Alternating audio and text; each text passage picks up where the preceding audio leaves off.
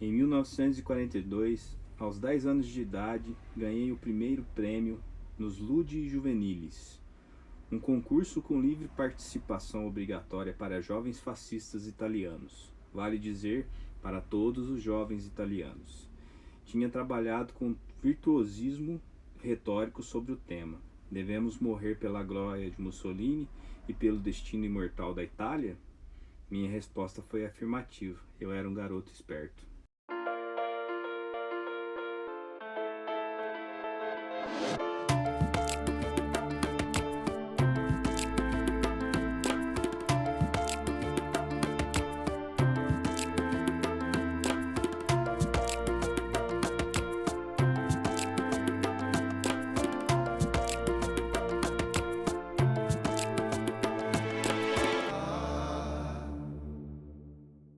Bom dia, boa tarde, boa noite.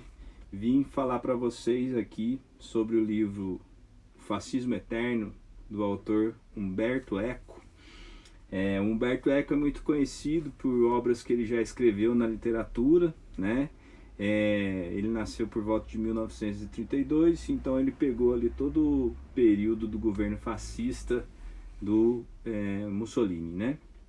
E logo após ele estudou semiologia, filosofia e também linguística. Então é um intelectual aí italiano que vai fazer sua carreira também como escritor e como professor, né? Ele vai lecionar na França, na Itália, nos Estados Unidos e no Canadá, e vai ficar muito conhecido principalmente por suas obras literárias, que é O Nome da Rosa, O Baldolino e algumas outras obras literárias que fizeram muito sucesso aí. Inclusive O Nome da Rosa virou até filme, né?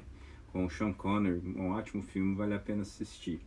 Esse livro é fruto de uma conferência, né, que ele fez em 1995 numa universidade nos Estados Unidos para jovens, né, e aqui ele vai contar um pouquinho da história dele, né, da sua juventude, né, da sua infância dentro do governo fascista do Mussolini, né? Então ele vai contar um pouquinho dessa parte, né, da infância dele, e depois ele vai elencar algumas características do fascismo, né?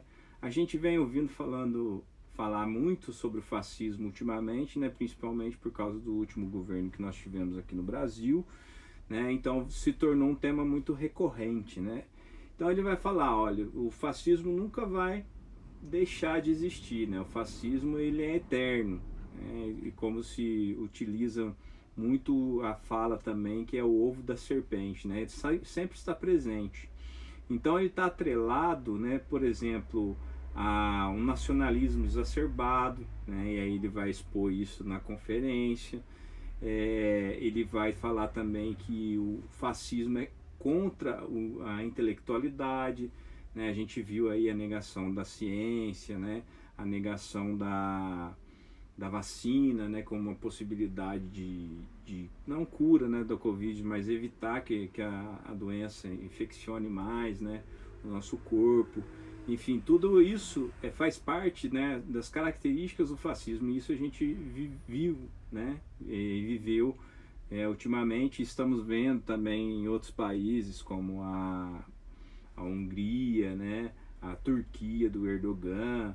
Então ele vai dizer, nunca o fascismo vai deixar de existir, né? Ele sempre vai estar presente com essas características de uma forma ou de outra, né? No Brasil, a gente viu também, a gente teve um expoente, foi Getúlio Vargas, só que foi um líder que a um certo momento se viu diante de uma entrar na Segunda Guerra ou não, né? E aí ele dá um passo atrás, mas o governo dele tinha características fascistas, né? A gente teve o integralismo no Brasil. Enfim, o fascismo também está atrelado a não dar espaço para diferenças, né? Que aí a gente vê o expoente maior disso é o nazismo, que tem características fascistas, né? Que é contra os judeus, né? Os fascistas normalmente são contra a homossexualidade, contra os negros, né? Tem um racismo muito forte, né?